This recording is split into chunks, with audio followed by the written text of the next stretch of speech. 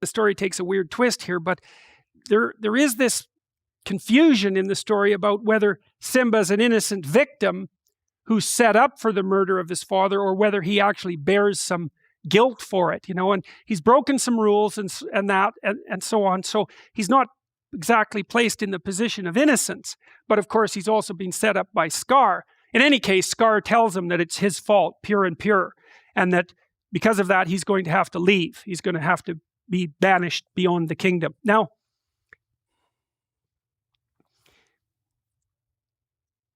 you see this motif quite frequently in hero stories, where the hero has to be raised outside of the kingdom. That happens with King Arthur, for example. And it happens with Harry Potter, right? Because Harry Potter is raised by muggles instead of being inside the magic kingdom. So it's a very common theme. And partly what it means is that it means two things. One is that you do grow up alienated from your culture to some degree. There's no way around that, because the culture doesn't match you perfectly, and it doesn't work for you perfectly, and it's old and it's kind of corrupt, and it alienates you as it's shaping you, and so you're going to develop some separation from it. And you see that in intergenerational rhetoric, where the new generation has the proclivity to blame the previous generation for everything that's wrong with the current system. And fair enough, because you do inherit everything that's wrong. Of course, you also inherit everything that's going well, which is a good thing to also notice. But the idea is that you can't help but be alienated from, let's call it the patriarchy, for lack of a better word, because it's got a tyrannical element and because it's not matched well to you. So, but then there's also this other issue, which is, well, maybe you're not being successful by the terms that are, by the values that are instantiated in the current system. And you might say, well, that's because the system is set up in an unfair manner, and fair enough. But it's also possibly because you're just not very good at acting out those values, right? So part of the reason you get alienated from your culture is because the culture is corrupt. But another part of the reason is you're just not doing as well as you could be. You're not playing by even your own rules properly. And so you get alienated and you're unsuccessful because of your own inadequacies. And so the movie plays both of those. It's obviously Simba is set up, but there is an intimation that he's not entirely blameless as well. Anyways, he's very broken up about this, and no wonder. It's also partly a story of the emergence of adolescence, because, when you're a child and you're ensconced right inside the familial framework, then you sort of exist within that system of rules, like you would under the Piagetian scheme. But when you become an adolescent, then there's much more of a proclivity to break free and to start breaking rules. And so that's also akin in some sense to the death of the father. And that's a necessary developmental stage. Anyway, Scar comes down into the ravine. It's all foggy now because that goes along with the sort of murkiness of death, and tells Simba that it's his fault and that he's going to have to leave. He's going to have to leave the kingdom of his father, which makes sense now. His father's dead. So how are you going to, once your father has died, how are you going to stay around in his kingdom, so to speak? So, and then Scar tries to get these hyenas to go track Simba down and kill him. So, and Zazu goes back to tell all the rest of the lions that Mufasa is dead and that Simba has disappeared. And then Scar takes over Pride Rock. And so what's happened now is the malevolent element of the king has obtained control over the state, right? And so this is the king, the wise king wasn't paying enough attention. That's one way of looking at it. And so the malevolent part of the state has now got control. This is a very, very old idea. I've traced it back at least several thousand years in its representation in stories. You can see it in Egyptian mythology, for example. So the idea is that as the social structure builds in complexity, it offers you the protection of a functioning complex system, but it also becomes increasingly likely to turn into a tyranny. And because it's more and more powerful, the fact of its potential for tyranny becomes more and more of a danger. And so then the question is, well, what are the factors that encourages it turning into a tyranny? And one factor would be the wise part of it is not paying enough attention to the malevolent part of it. And you could say that's true at the state level, and it's also true at the individual level, right? You have to watch your own proclivity to upset yourself and other people, and take that into account, and pay careful attention to it, because otherwise it can gain control, especially because you're going to avoid looking at it. And one of the characteristics of the wise king who gets overthrown by the tyrant is that he has an evil brother and he won't pay enough attention to him. He avoids, he doesn't look. And so the evil king gets the upper hand, and that's what's happened here. And so notice now he takes possession of Pride Rock, not in full daylight, right? But at night.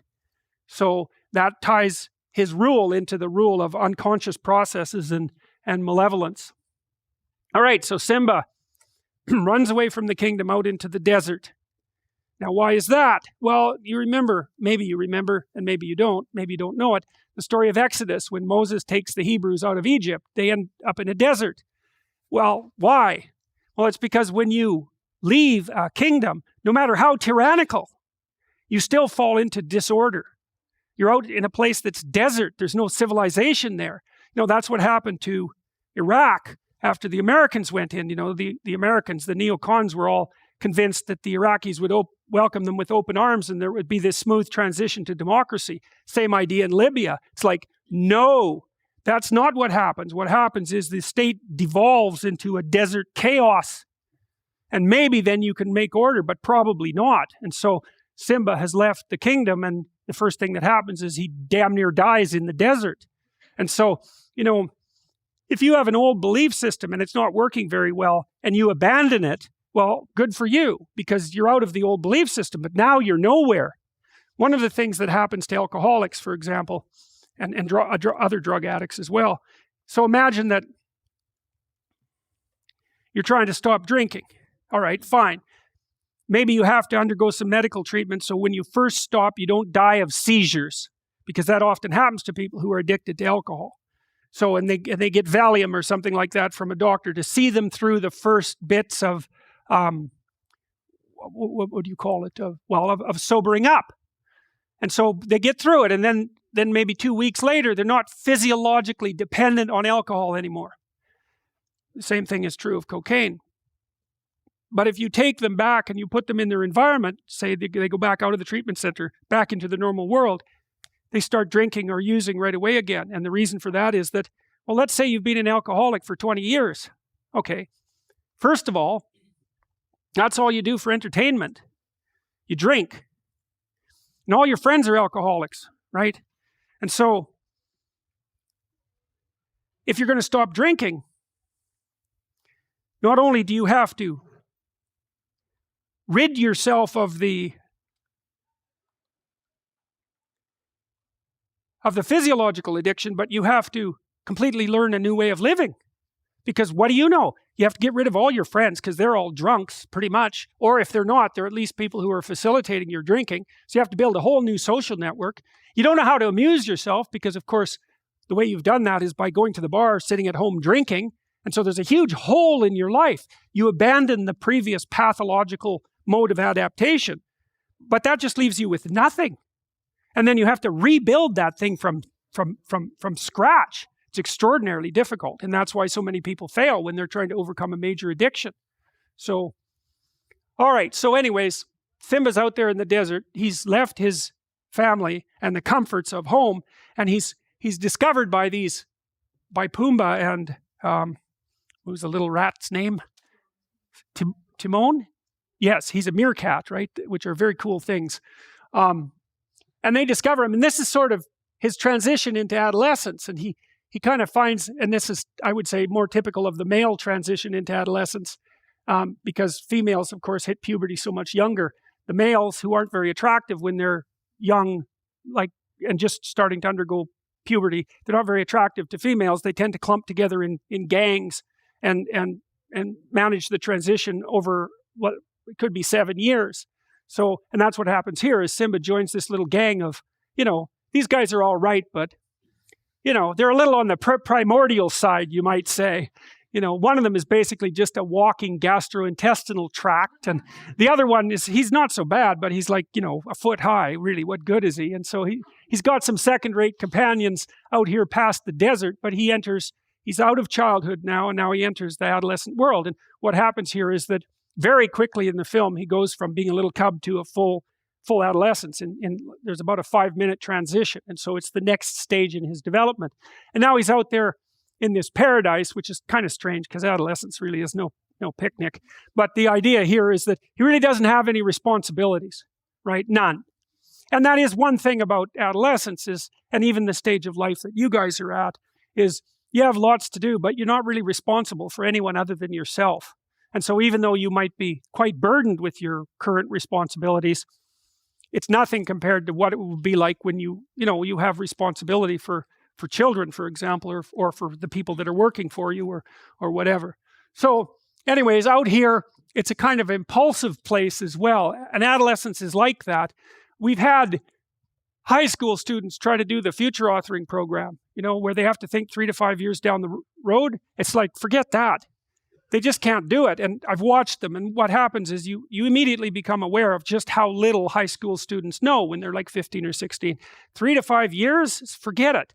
They don't have the world knowledge to project themselves out that far in the future, not even close. And so we've built a high school version that helps them design a better future 3 to 6 months down the road. And even that's really pushing it. But, adolescents are more impulsive and they live more for the moment. And there's some utility in that. I mean, being impulsive and living for the moment is one of the things that gets you pregnant as a teenager. And that is certainly one way that the species has managed to propagate itself.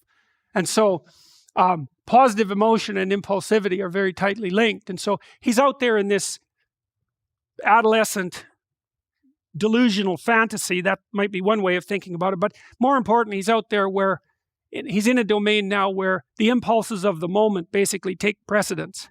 And I think they sing some song about, Hakuna Matata, right, which basically means do whatever you want and tomorrow will take care of itself or something like that. So it's very impulsive and lacks all responsibility. One of the things that I would recommend to you if you want to protect yourself from ideological possession, shall we say, is that when you hear people speak politically and they don't say anything about your responsibilities, you should probably stop listening to them. Because whenever they're trying to offer you something, if it doesn't come along with an equivalent cost, there's something being hidden from you. And they're appealing to the part of you that's, well, I would say, at best adolescent.